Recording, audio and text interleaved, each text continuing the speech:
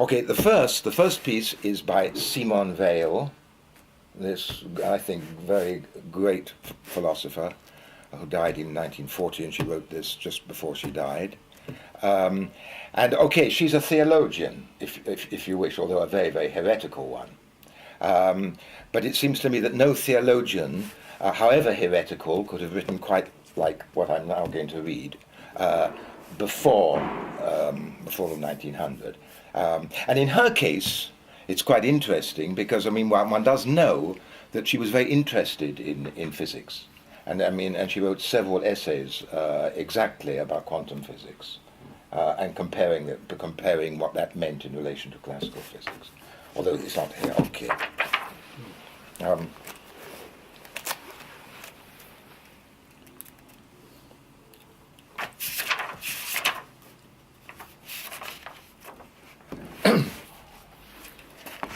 It's called Chance.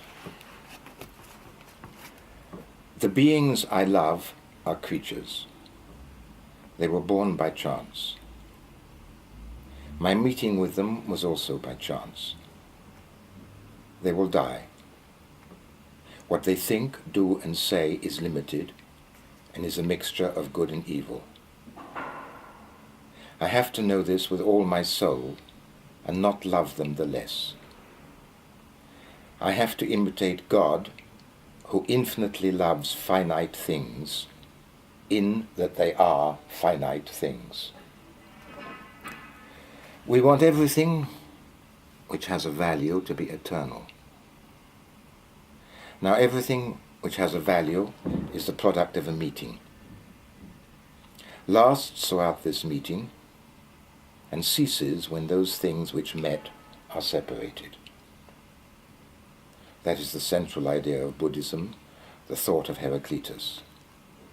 It leads straight to God. Meditations on chance, which led to the meeting of my father and mother, is even more salutary than meditation on death. Is there a single thing in me of which the origin is not to be found in that meeting? Only God. And yet again, my thought of God had its origin in that meeting. Stars and blossoming fruit trees, utter permanence and extreme fragility give an equal sense of eternity.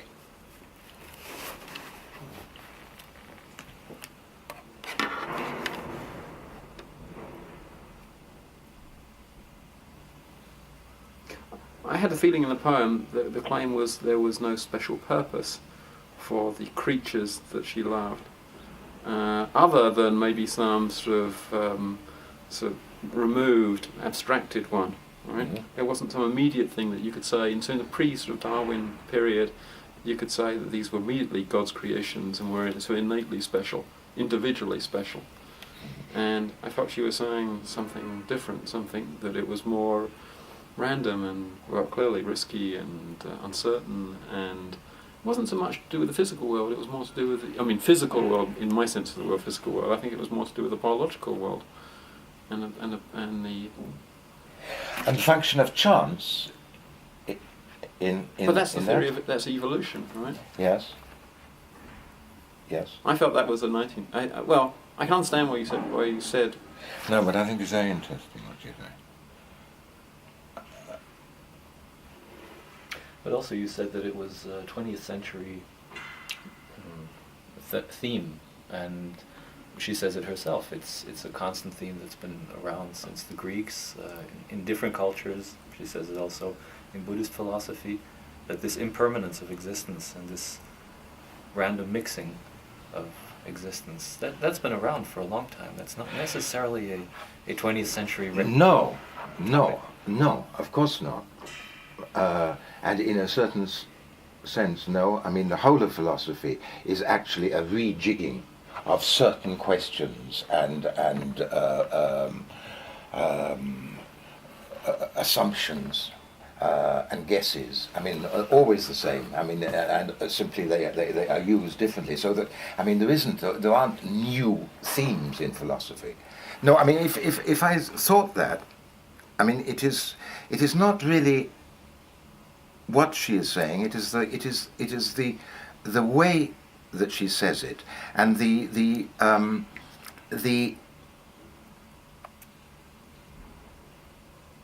almost metaphysical value that she gives to chance. You're contrasting this with a deterministic outlook on life, and I'm wondering whether that's not just I wouldn't say Eurocentric, but certainly an artifact of a certain time and place, because other societies have developed the concept of chance. Yes. And have reflected on it. It may be that this author is just 20th century in opposition to the 19th or 18th century determinism in Europe. Yes. One of the sort of philosophical implications of the developments in the 20th century, in a way you could argue they bring you back closer to God, right, than what happened earlier on, because they give back the possibility of free will. People say, for instance, the very fact we have probabilities, and I think brings back free will, and previously in a pretty deterministic universe we didn't have that. Yes. Right? And yes. so I think the big break is the Darwinian shift, all right? And where humans were brought down, right? The specialness of humans were reduced. And just my personal reaction to that is that this is the meaning I take from the poem. Yes. Yes. What would have happened? Let's make a Gedanken experiment. No quantum mechanics. Quantum mechanics doesn't exist. There's no chance in physics. Could the same text have been written? And I think yes. I agree with John. This has nothing to do with discovery of the importance of chance in physics, in particle interactions, in light. It predates that. I mean, I'm simply trying in a way, to extend the repercussions of your thinking. But maybe illegitimately and too far. Or maybe not, because in fact this, like, maybe that's why we both agree about it, because I mean this very, very strange thing which is language and the way it is put together is infinitely complex, and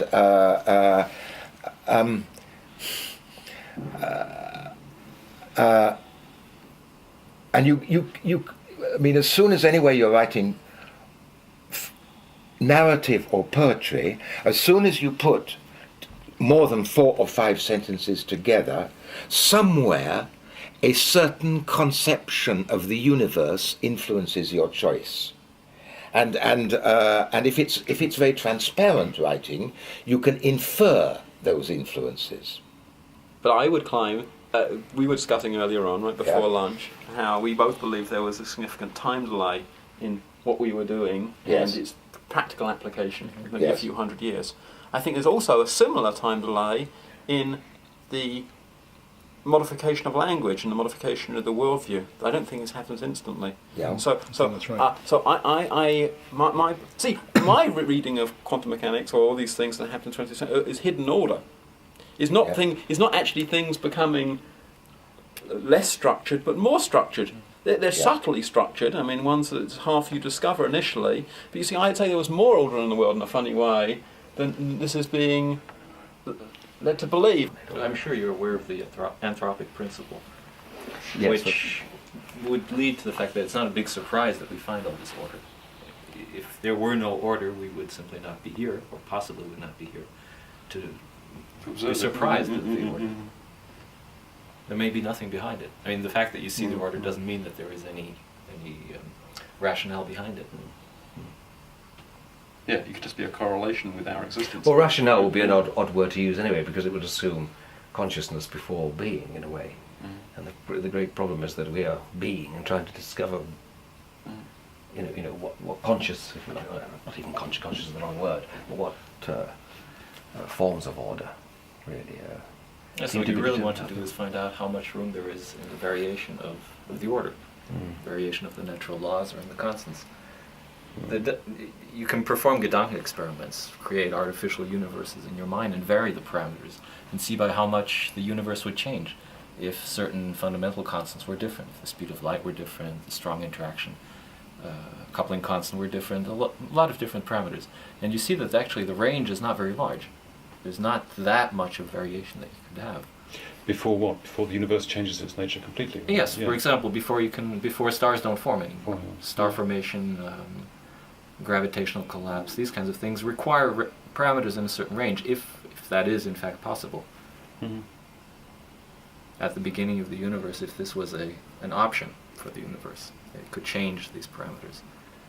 You must be much more at home with those ideas than I am. Well, I would say what I believe is the single most profound fact we discovered in the latter half of the 20th century. It's that very, very complex outcomes can be the result of extremely simple rules, of the repetitive application of very, very simple rules.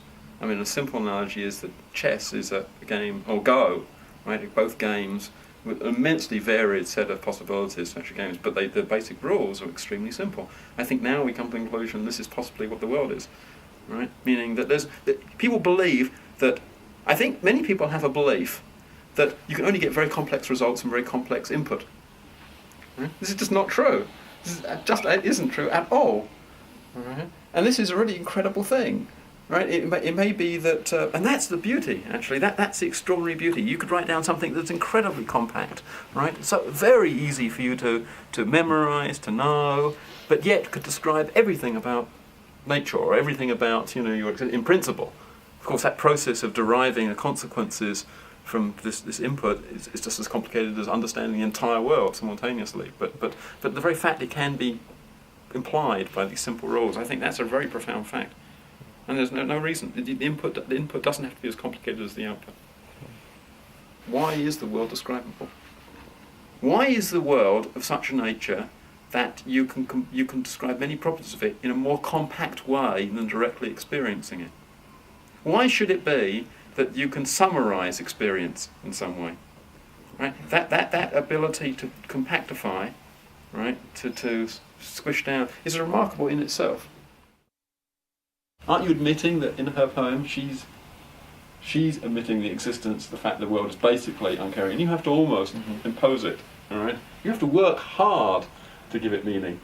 I don't think she's doing that at all. I think what she's doing, she's looking. I mean, if you look at there are the points where, I mean, the woman who wishes for a child white as snow and red as blood gets it, and then hands it over to a stepmother. It seems to me there are all kinds of what we would know as very kind of cliched ways of describing the world in here, which are being shattered by her seeking to impose a different sense on the world, perhaps a sense of order on the world, but certainly a sense of value. And those, what it seems to me that the poem is saying is that many of the ways we've been talking about the world before now lack value. They no longer contain any value. Yes, they're I agree with shattered, that. Yes. and we're now, and that's what seems to me that's what we're after. I agree with that very much. I still see her trying to find some reason behind the uncaringness, trying to deal with that, not accept it as it is. And this uncaring aspect of the world, that's what science would tell her the world is like. That chance and impermanence are at the heart of it. And certainly not emotional attachment to beauty or to beings. And she's trying to put something on top of this uncaring world to make it more acceptable to herself. No, I think that's the feeling I have. I mean, it's a long, hard look at each answer, it seems to me. Yeah, and I think, this is unfair to quote other things from her, because, we haven't read them.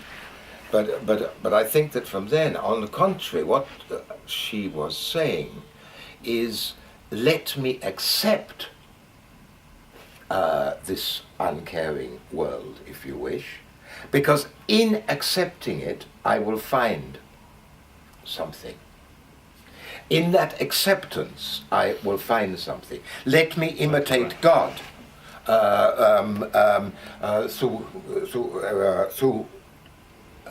who, through his infinity, loves finite things because they are finite things.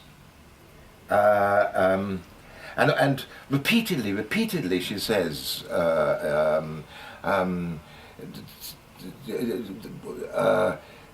it is only when affliction is totally accepted that one begins to see anything beyond, even though affliction can completely destroy, etc., etc. I mean, always, it's not that she is really putting some kind of Plaster. icing. I don't think so. I think it's a very cold, hard look at affliction Yes. and the sort of ravages of chance.